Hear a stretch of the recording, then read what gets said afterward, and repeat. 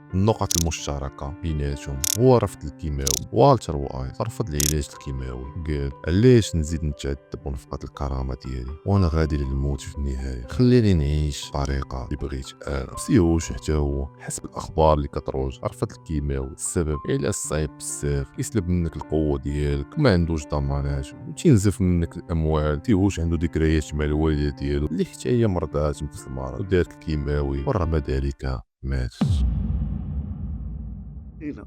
علاش؟ لانه انا الوالده تيعانات من نفس المرض، طاحت في الفراش مكتوب ولا اللي حبيتي، المهم ترضى به، مشيئه مزيانه، ولكن اللي غيمرضك في هذه المشيئه راه ما غيخليوش مشيئه الله تمشى فيك. انا كما انا مخليها دابا، راه من غيشدوك السبيطار، راه قلت لك انا الوالده راه شدوها في السبيطار داو لينا رزقنا، راه ما يمكنش كميه ديال شحال تيفرسوا الناس مرضى السرطان تيفرسوهم في المغرب، ما يمكنش عصابات الادويه كتفرسهم، عصابات المستشفيات، ولكن حدك تيديروا لك الشيمي، حدك تيدخل فيك الشيمي وتيبداو يتمسحوا لك الحجبان وتيبدا تقدر تكون غمازال غضرب واحد 3 سنين انت وهاد الورام ولا 4 سنين غادي يفنيك، غضرب الشيمي غتفنى في العام الاول. جايين حنا نقولوا لشي مريض لا ما تمشيش، انا مريض وما غنمشيش، يعني انا على راسي، اما انت كمريض سير.